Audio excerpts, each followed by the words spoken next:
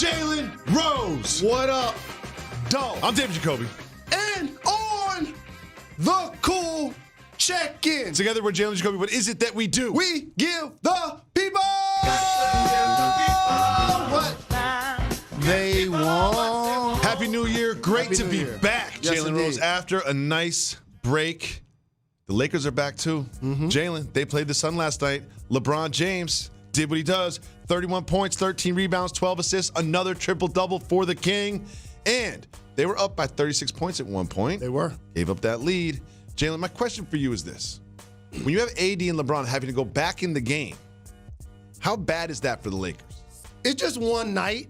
You don't want to make it the normal load or case study for what may happen projecting going forward.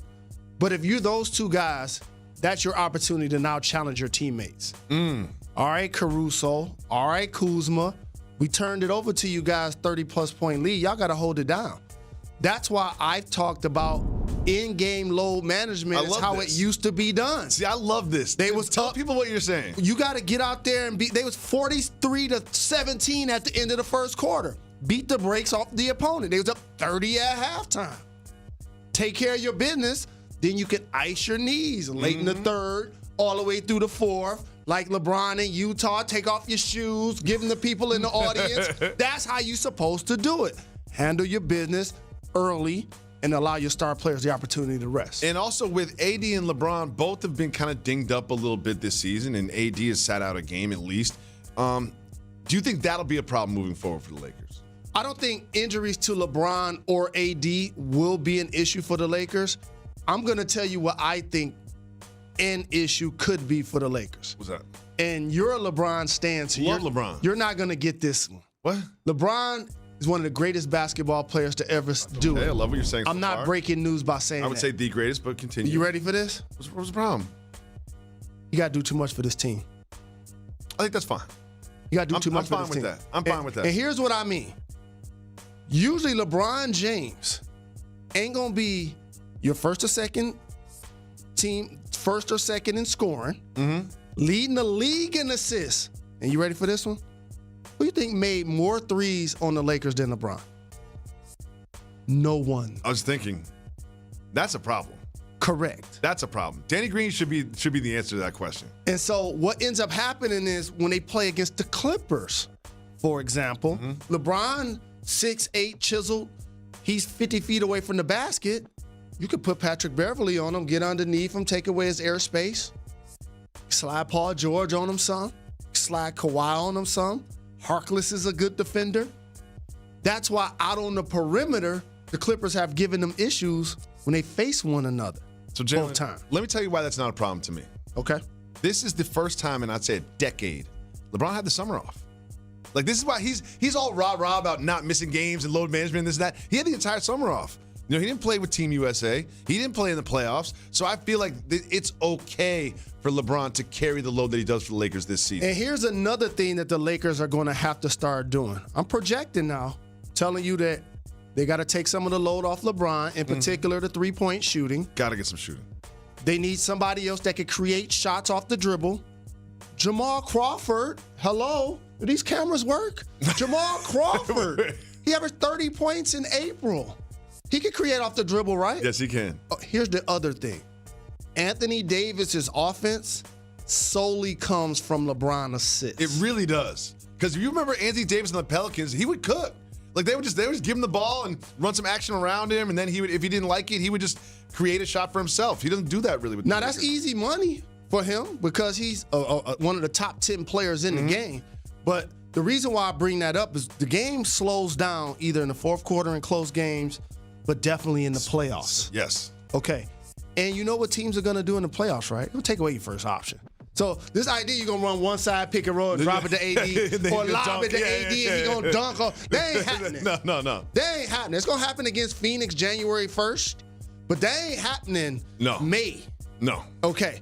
And so I think the three-point shooting, LeBron having to do all of the creating, and them using Anthony Davis as a go-to player. Whether it's 15, 18 feet away, he loves that left side. Allow him to cook. Yeah, he can pass too. Yeah, allow. Remember, when they joined one another, And by the way, this is like criticizing a model. Yeah, we're nitpicking. Sure. But this is what it's going to take for them to be the champions. Yes. Is my point. Anthony Davis, they talked about running the offense through him when he joined the team. They're not doing that. They're not doing that. At all. Yeah, I do remember LeBron, he was like kind of deferring a little bit to Anthony Davis. No, they're not doing that. That's not what's happening. LeBron is doing for the Lakers. Ready for this? Mm-hmm. What Luka is doing for the Mavs. Except the Mavs don't have as much talent around them They don't. as LeBron and the Lakers do. That's the point that I'm trying to make. And I also want to say this. Shout out to KCP. Early on in the season, his name shots was now. getting tarnished. Yeah. His name was getting tarnished. Yeah, he was trending But for he's all the wrong yes, reasons. Yes, he's been playing well lately. It is now time for a LeBron-related soft move or boss move.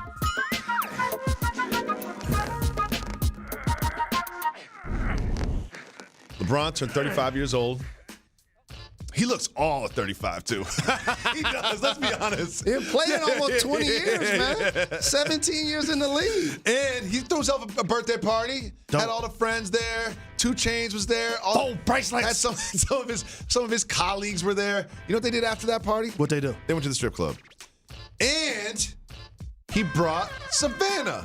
I love Savannah so much. I think I love Savannah more than I love LeBron James. Yo, Savannah's the best. Savannah. Savannah's the best. Savannah, we all bow down to Savannah James.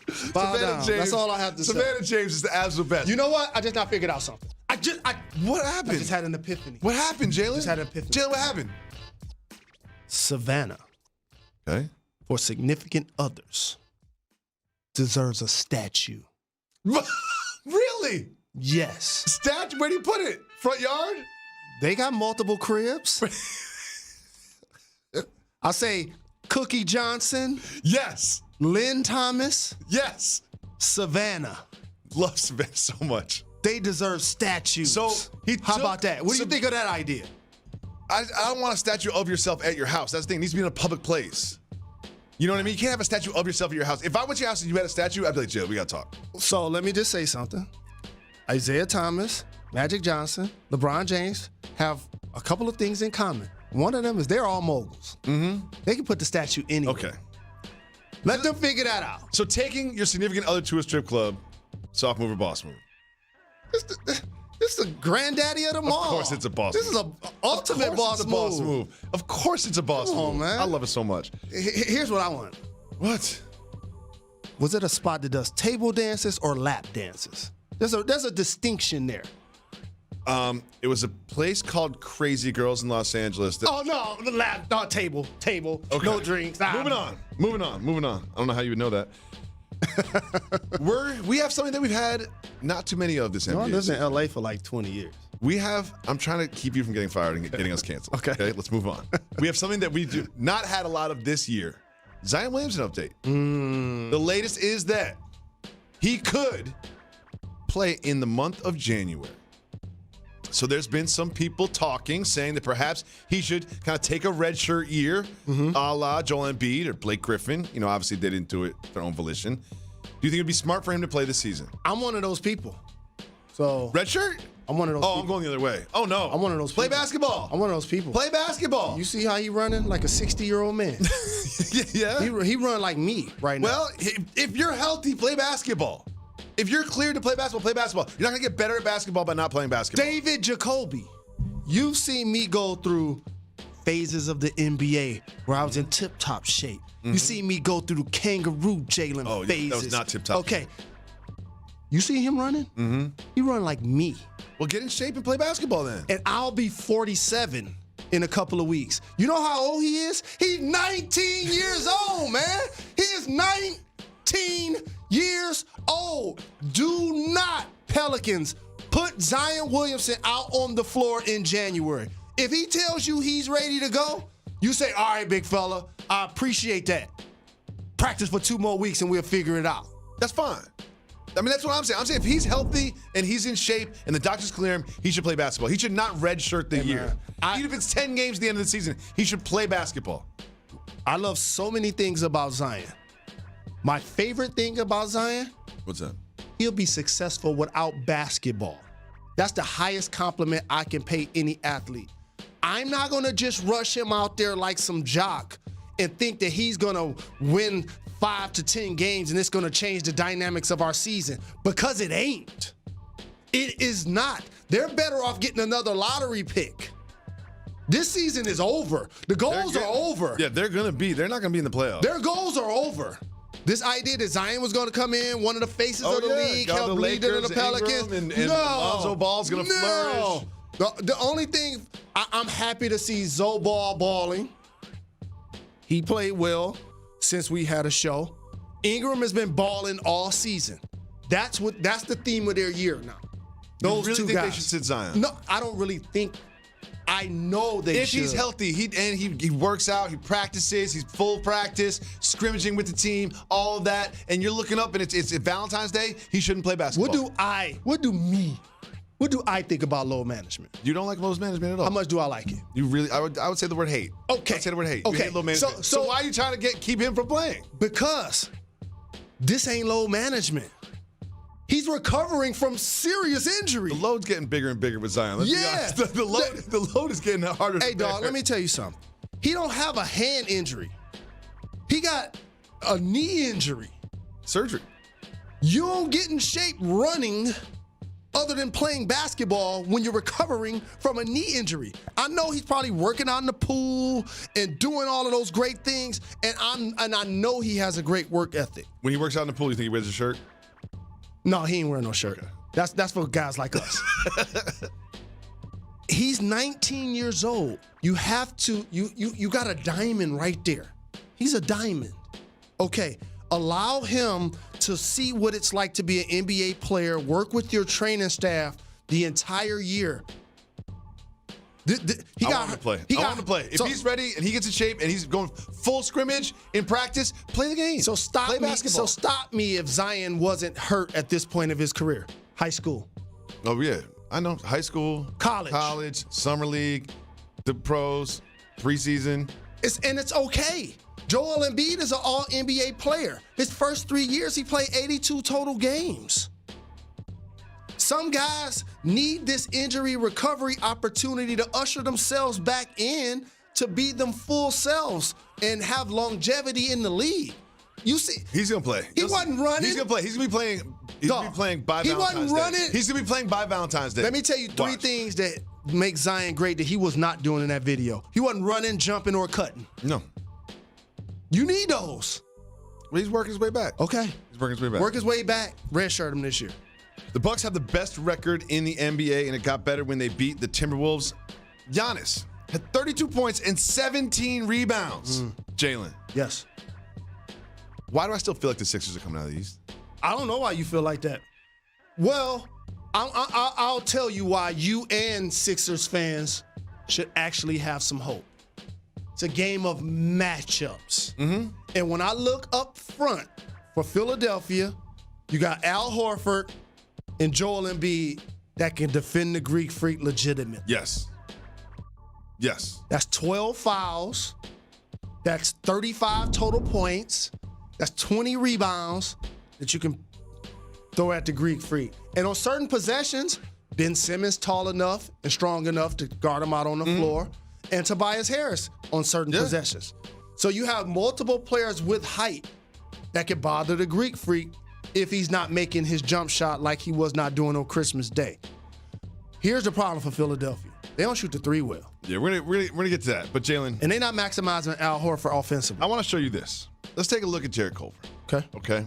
You know, rookie in the league. Just watch this. Yeah! All over Robin Lopez. Stares him down a little bit. And then Lopez gets mad. You got to. No, dog. You had your chance, dog. You had your chance, dog. You had your chance, dog. Body to body, face to face. You see this car accident coming. Him coming straight down the lane. He turned around. Around to run back on defense. It don't work like that, Lopez. He turned around to run back on defense, and he knew that Lopez was coming. No, dog. You see me coming down the lane. Yes. You had your chance to get this business or not. He had his chance, Jacoby. It wasn't like he came weak side or his back was turned. It was eye to eye, body to body. That's why I tell you I've never got dunked on. That's what that looks like. That's getting dunked on. That's painful. That's getting dunked on. He got that's why I call it the walk of shame. He know the camera's on Lopez right now. He knows everybody's looking at me. It's like the next morning. Still got on clothes from the club the night before. When we come back, we will celebrate the legacy of David Stern. Coming to you live from Pier 17 in the South Street Seaport and brought to you by Chase. Welcome back to Jalen and Jacoby. Jalen Rose yesterday, the basketball world lost a legend. Former NBA Commissioner David Stern passed away. Jalen, what was your reaction when you heard the news? I love Commissioner Stern. He was always up front. Mm-hmm. He was a terrific leader, a great visionary. He always joked with me about ruining draft day fashion. Wait, what? Every time he saw me. What would he say? He just joked about my red and white suit. Every time he saw you? Every time he saw me. I was just at an event with him, Isaiah Thomas, and Earl the Pearl, maybe 3 months ago, celebrating the NBA. Mm-hmm. And as somebody whose biological father played in the NBA, and I never got a chance to meet him, I dreamed of that day. Like so many young people, I'm not only going to make it to the NBA and play basketball games, I'm going to shake David Stern's hand. You know what that means? You're going in the first round. Yep. So there's a distinction. And so that moment right there not only changed my life and so many fortunes of my family, I want to acknowledge some of the things that he has done for the league that I don't think people really understand. Like what? So being born in 1973 and loving the game and playing on hangers in the house and all of that, before I was able to watch the NBA. Just think about that. A young child is 5 years old. They couldn't watch the NBA. On a Thursday. How about that? Eve, almost playoff Then all of a games. sudden, my childhood idol knew about him, Magic Johnson. Won a championship in college. And all of a sudden, he go to the league. I'm following. Where Magic go? He went to the Lakers. I'm following. Then all of a sudden, another guy, Larry Bird, they became the greatest rivals that the sport has seen. Yep. And then all of a sudden, in 1984, a guy named David Stern takes over a league that a lot of sponsors and people who did marketing felt was drug infested. Yeah. And the elephant in the room in the United States, he had to convince these check writers that black players could be great pitchmen, to the point where he wanted his players to be looked at as movie stars and superheroes. And that's what the league continued to foster with Michael Jordan, Hakeem Olajuwon, Charles Barkley, the Bad Boy Pistons, and then Michael Jordan. And then that was the diamond that took it to a whole different stratosphere. How about the Dream Team in 1992? See, that's one thing that people don't realize is if you are young, you don't realize we didn't always have pros in the Olympics. We had basically a college all-star team go to the Olympics. It wasn't the fanfare and the big stars. It was a college all-star team in the Olympics. It wasn't the best players that we have. In 1992, that changed everything, and David Stern had a lot to do with it. And that covers a lot of bases. You just said a mouthful. Now think about this. It shows your product globally. Mm-hmm. Name me the best international NFL player. Joseph Ajay? Okay. A reigning MVP in the Greek Freak and Luka Doncic and Dirk. Oh, yeah. They were all inspired by He globalized the game of the basketball. globalization of the game. That's one. Two, now all of a sudden these players get a chance to not only show their great basketball prowess to the world, but they also become international pitchmen. Mm-hmm. This is before Yao Ming, and this is before LeBron and people taking trips abroad with their brands and their teams. I went on a trip to Europe in 1996 with the NBA, playing with the Pacers. I went on a couple of NBA Cares trips as well. Yep. David Stern was a terrific leader. Now, there was some turbulence there. Of course. He was there 30 years. Well, to have that job, you're not going to have everybody be happy with you, Correct. especially when you're at the negotiation table as much as he was. Oh, did you say negotiations? So let's talk about the money. In the 80s, you could buy an NFL team, NBA team, $5 million. Mm-hmm. I got that in my pocket. Now, the average team is $2 billion. Crazy. And if you let's talk about the money for a second. Look at those numbers. What do those numbers tell you? The numbers tell me growth. Mm-hmm. It also shows somebody has to be a visionary, because as a young kid, remember, I talked about not being able to watch NBA basketball in Detroit, Michigan. Now it's being watched across the world. Oh, yeah, on phones. I mean, you used to watch it on tape delay. They were tape delaying the games. They were playing the games and then showing you the games later. Imagine that in today's day and age. Imagine listening to the game on the radio. Okay, so now player salaries when he became the leader of the NBA, $250,000. Now You got that in your pocket, $250,000. I do not. Now today, $7 million. Before you even talk to an NBA player, $7 million. Name whatever player, $7 million. Nicholas Batum, $125 million. Imagine what Michael Jordan thinks every time he pays Nicholas Batum. That's because of this man. So one thing I want to ask you, because we all know what he's done, and especially the way he's been celebrated, but what was he like as a person? Like from the outside as a fan, sort of, I know his legacy, I know what he's done for the game, but what was a personal interaction like with David Stern? Wow. I'm going on, what's this, 94, 2004, 14. I'm 25 years almost in the league, working as a player and in the media.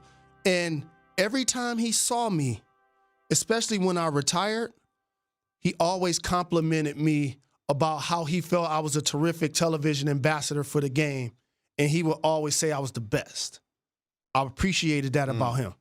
He also would joke with me about ruining draft day fashion. But I always would pick his brain about thoughts and ideas. When I just saw him, I was asking him, what did he think about load management? Just saw him 3 months ago. Asked him what he think about load management, the growth of the game, and to be such a visionary and such a leader, you're not going to always keep people happy. I remember a couple of rules changed that I didn't like. I didn't like when the NBA changed the ball when I was in Phoenix in like 2006. Yeah. I didn't like when the three-point line got moved in the mid-90s. I didn't like when a dress code got instituted. But here's what I realized as I got older about the dress code thing. What's up? He didn't enforce it. No. That was a headline. How many people got fined? That was a headline to let the sponsors know that I'm on top of this, but I ain't get fined for not wearing a collar shirt. Allen Iverson was still an MVP wearing 5X shirts, a do-rag, and cornrows. We'll be back with much more. Rest in Jalen peace, Jacoby. the great David Stern. After this.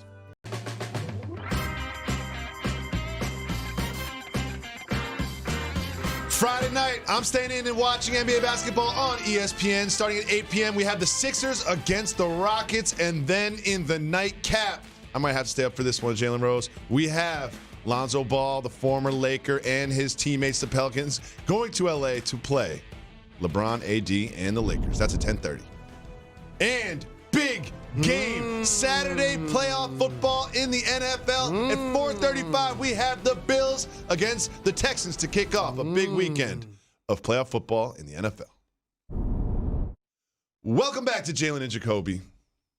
One team that will not be playing playoff football is the Dallas Cowboys. I thought you were going to say the Lions. That's a given. But we knew that. We knew that in October. We knew that in August. Come on, Jalen Rose. But this is the Cowboys, and the Cowboys always drama, always in the news. And right now, as I speak into this microphone, there's a shocking development about the Cowboys. What's that? Jason Garrett hasn't been fired yet. Now that could change soon, but they've had some meetings on Monday, had some meetings on Tuesday, and he right now is still the coach of the Cowboys. Why is that? Came through the door. I said it before. Jerry Jones. Where do I start? Okay. First and foremost, I got some advice for the Cowboys. What's that? They should this is not going to be popular. What? They should bring back Jason Garrett for another year. Why? Jalen. Here's why. Explain to me why. Let me explain to you why. Answer the question. Why? So I'm not talking about the 10 years that he's been on the job and probably only won 1 or 2 playoff games. I'm not talking about his body of work. Why are we talking about that? That's what I'm talking about. So let me unlock a few things for you. Okay, please do, because I'm confused. Number one, who on the Cowboys on the offensive side or the defensive side had a career year? Paid Lawrence, paid Zeke, You're going to pay Zach eventually. You're going to pay Amari eventually. The offensive line, you invested as much in them as any team in the league. Nobody had a great year. Dak played pretty well against bad teams. Yeah. That's one. Two, he's like family to Jerry Jones. And the reason why I bring that up is you're going to hear all of these big names tossed around. The Baylor coach, the Oklahoma coach. What's up with Urban Meyer? Do y'all think the guy that ain't put Jimmy Johnson in the Ring of Honor is going to hire a big-name coach, give him a blank check, and give him all of the autonomy, and stop doing interviews right after each game? Jerry Jones calls your phone right now. Yes. Says, Jalen. Keep Jason. Before he even gets the question out, keep Jason Garrett. I'm shocked by this. I'm shocked by this. Or here's the guy that I've said his name on this show multiple times this year. Or give Mike McCarthy the job. Mike McCarthy. That's what I would do. So you say McCarthy or Garrett? Lincoln Riley. No? He's not. People, please stop saying it. Hey, look, if he does that, I'm going to walk on water. I'm going to walk on water. If you know how much power and autonomy he would have to give a modern day Jimmy Johnson? So here's the thing. You keep Jason Garrett. You start slow. What are we going to start talking about again every single Monday?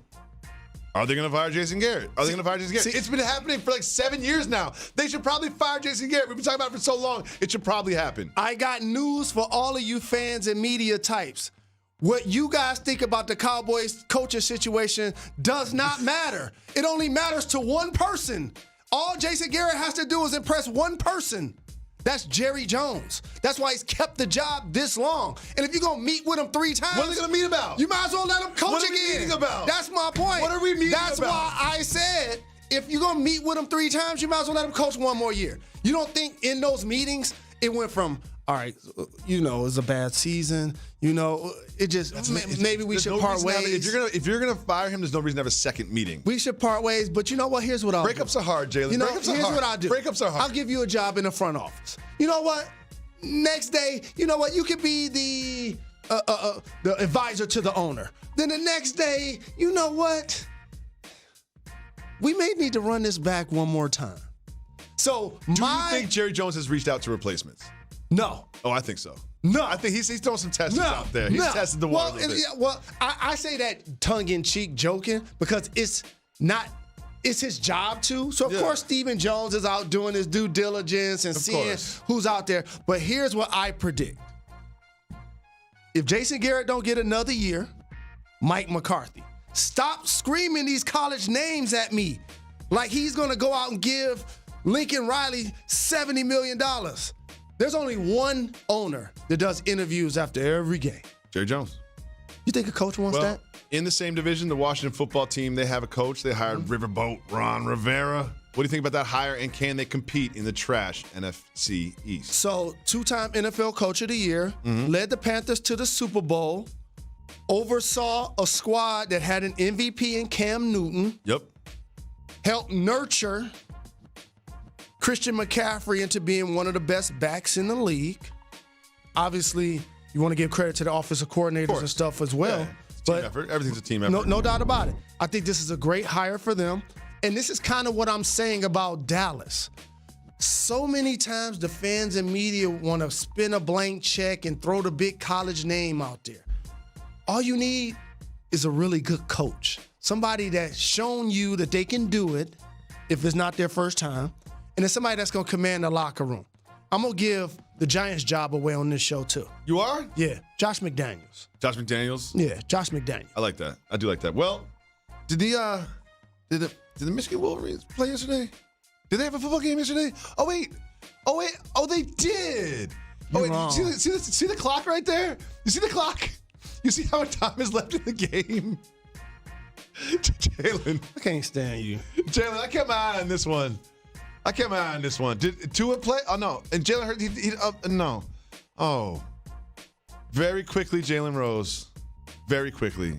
How do you feel about the state of Michigan football right now? First off, we were in a can't-win situation. And the rest of the world going to be like, what do you mean by that? Well, if we beat the brakes out of because they don't have Tua. Right. If we beat the brakes off of them, it's like, oh, they didn't have Tua. Yeah. Then if we lose, then we stink. Yeah. Yeah. Right? Yeah, that's basically it. But here's the real. You can't allow Jones to throw for 300 and have 3 TDs. No. Judy can't get a touchdown on the first play offensively of the game, 85 yards. So, Jalen, I want to talk about Tua for a second because he said that he will make an announcement on January 6th. If I were Tua, I'm going league. I'm going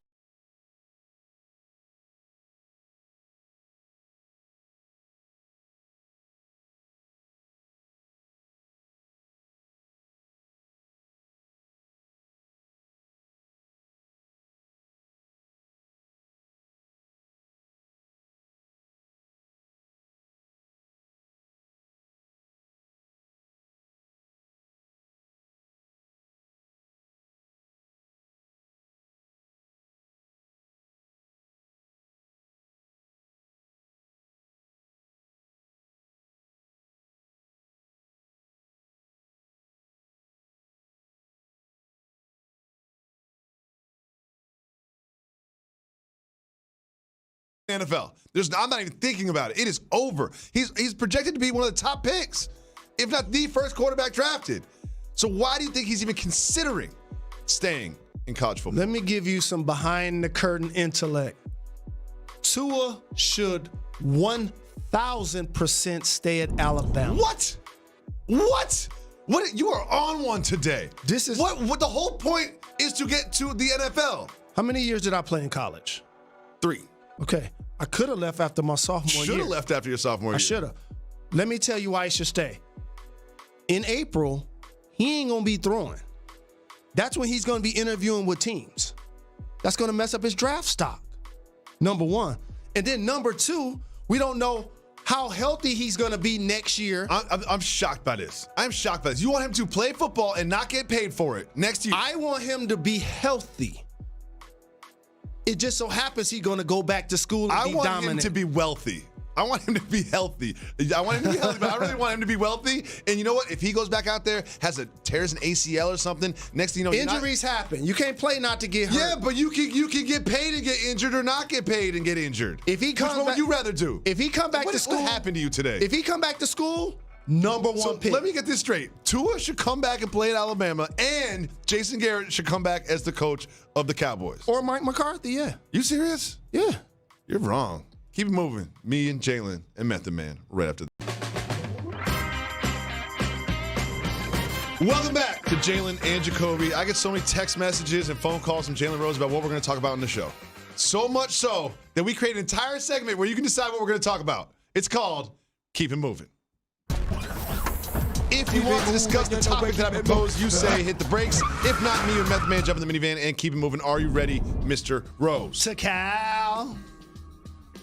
Carmelo Anthony had Knicks fans chanting his name last night. Hit the brakes on this one. Let's hit the brakes. Anthony had a season-high 26 points in a loss to the Knicks, played really well, and had the Garden faithful chanting his name in the Garden once again.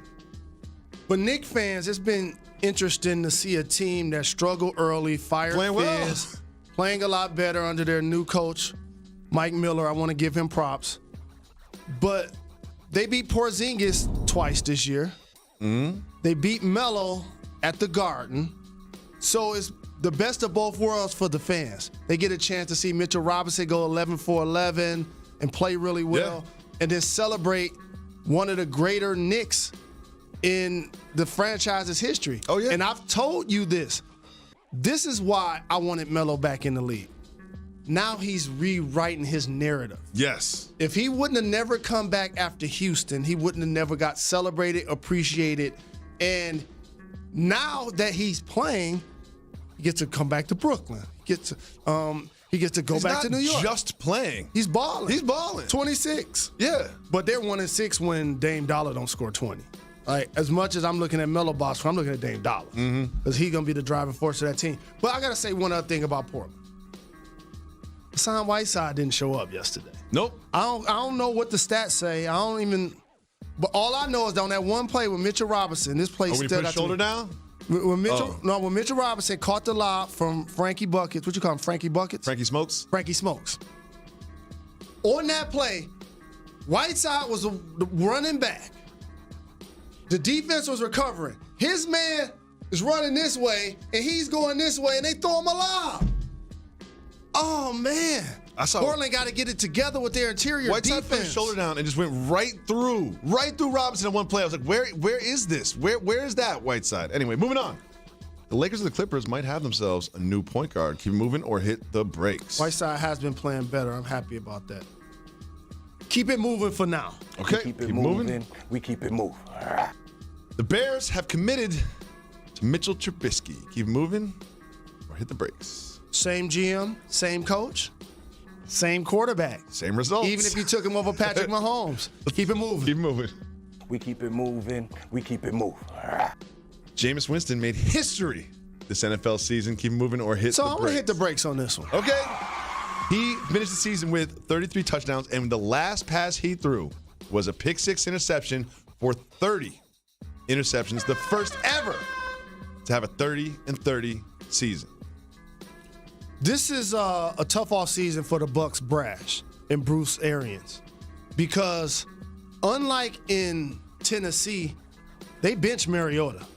They put in Tannehill and took off. Yeah. They never benched Jameis. Nope. They never brought in somebody that could actually push him either. And so now all of a sudden, you can celebrate the numbers, and this is why I say analytics destroyed sports. Because guess Destroyed sports? Yeah. Sports are destroyed now? destroyed. Sports are destroyed. You know what I mean. Okay. The fundamental value of what's success and or failure. Sure. Because guess what we're going to be looking up in a couple of years from now saying? Jameis Winston, who led the league in passing. Jameis Winston, who led the league in all of these stats. You ain't know the interceptions. Yeah. That's the most important. You don't think a guy don't get a chance to You heard throw what he that said? many? He was like, if I start controlling the turnovers, I'll be the best quarterback in the league. It's like, well, how about you control the turnovers then? Dog, the last pass he threw this year was a pick 6. Yeah. He knew when it was 20 and 20. A walk-off pick 6. Dog, just think about this. He knew when it was 20-20. Mm-hmm. He knew when it was 25-25. You know you got to be a guy like, I ain't getting a 30. I'm not getting a 36. Exactly. He knows he's at 29. He knows he's at 29. I'd rather lose a game and not hit 30. Moving on. The defensive players are going to We have keep a it moving when they see him. we have a LaMelo Hit the brakes. ball update. Hit the brakes. My guy. Homicide. You just own it. Homicide got the Corey. report. Yeah, Corey Corey. Williams. That's my guy. If you don't know, Homicide is a New York street ball legend, was on the fringes of the NBA, had a great career in Australia, and is now an analyst for the league in which LaMelo Ball plays. And he's reporting that a sneaker company. And he actually tried out for the Raptors when I was there, and that's my guy. Oh, yeah. Oh, I've seen him dominate games. We got to get over there to go check him out. I'd love to, but I'm not taking that flight. LaMelo Ball has been reported by Homicide, a $100 million deal with a sneaker company and a private jet. Do you think he should take a deal like this if it exists, or hold out? I'll take it. I'll take it. I'll take it. Once you get to, what is that, 11 I'll figures? take it. Once you get to, with 9 figures? How many figures is that? 9 figures? Once you get to 9 figures, I'm taking it. I'll take it. I'll take it. I'll take it. You can keep the jet. Keep the jet. And Keep you the ready jet. for this? Keep the jet. I didn't even ask the second most important question. What brand? I don't even care. You been living that Li-Ning life? You been living that Li-Ning life? I don't care. Anta? I don't care. Get the answers? I don't even care. Finally. I remember my guy Derek Coleman got them BK Diamond sales back in the day. Oh, those were hot though. BK was hot for a while. I was like, when get we that come check. back, we will discuss Shout out OG. the 76ers, who haven't won since Christmas. Stay tuned for that. Thanks so much for tuning in to Jalen Jacoby on television, but don't forget, the experience continues all over social media and especially on our podcast, where we always have exclusive podcast content. Make sure you rate and review and subscribe to the Jalen and Jacoby podcast. Welcome back to Jalen and Jacoby. Jalen Rose. What up, dog? You remember the Philadelphia 76ers on Christmas Day. Mm-hmm. Beating the Bucks, hitting everything. Season high, Philly May 3. on fire. Woof, what a game. They haven't won a game since then. They lost to the Magic. They lost to the Heat in overtime. They lost to the Pacers. They're on a bit of a slide. What do you think the problem is in Philly? That play we just saw embodies it when Ben Simmons is trying to inbound the ball and there's nobody there to receive it. A lack of concentration, a lack of focus. They don't seem as prepared as the opponent to start the game. They don't show a sense of urgency defensively. I know that they're not a knockdown three-point shooting team, but they should be a lockdown defensive team. And when they're not bringing that effort, teams move the ball on them. They're not denying passes. and all of a sudden they'd penetrate in the lane against those big bodies and scoring. You see Sabonis go down the lane and just dunk on the entire team. And so it becomes frustrating to watch a team sometimes that's so very talented. You're like, wait a minute, they got 13 losses? Yeah. They lost 6 of 9. Right. I do believe this team is built to play playoff basketball. Yes. Based on just half-court dynamics of it. But for the regular season and the marathon, it's been a struggle watching a team be Dr. Jekyll and Mr. Hyde on a nightly basis. So you hit on a couple things. They are Dr. Jekyll and Mr. Hyde. They are built for playoff basketball. And when you watch them on Christmas, when the lights are on, national TV game, they know everyone's watching, they're playing at home, they show up. And I feel like they will in the playoffs as well, which is why I still have them coming out of the East. Jalen Rose, I need you to take us behind the curtain.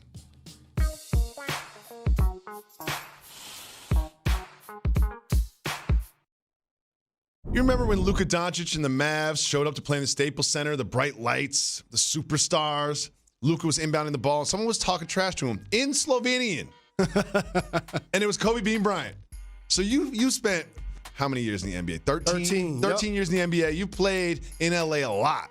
What is the interaction like? Take us behind the curtain. What is it like when you're playing in front of the superstars and they start interacting with you? First, I want to shout out Kobe for not only being one of the greatest basketball players and champions to ever do it, but for being worldly, having the ability to speak multiple languages. I know he grew up in Italy and before he came to the United States or whatnot, but I always applaud people that can get out of their comfort zone to do something different. The trash talk in the NBA is another thing I want to make sure I compliment Kobe Bryant on. People clown me all of the time, any chance they get, about Kobe's 81-point game. Yep. What people sleep on about that game, he was so locked in and he concentrated at the highest epitome of concentration. He did not talk trash once that game. Just think about this. Didn't have to. If you score 10 points in a reg game. Oh, yeah, I'm talking trash. Everybody. And I'm talking about it on the show the next day. That's just double figures. Just to get to double figures. And to get to 10 points, I was probably 3 for 13. And so the reason why I always bring that up is because now we in this era of make a shot and celebrate. Do a dribble move and get the oohs and ahs, but then not even pay attention to the finish line. And Kobe Bryant was a person that knew how to get there. And Luka's a young star in the game. Only LeBron has more 30-point triple-doubles than he does. I'm really glad that you brought up how worldly Kobe is. And I was just shocked that he could even speak Slovenian. So I have a question for you, Jalen Rose. Yes. What can you say in another language? I got a joke that some people might not like, but here's the thing. Oh, no. What do you call somebody that knows 3 languages? Trilingual. What do you call somebody that knows 2 languages? Bilingual. What do you call somebody that knows 1 language? Lingual? American. We'll be back tomorrow, ESPN 2 at 2.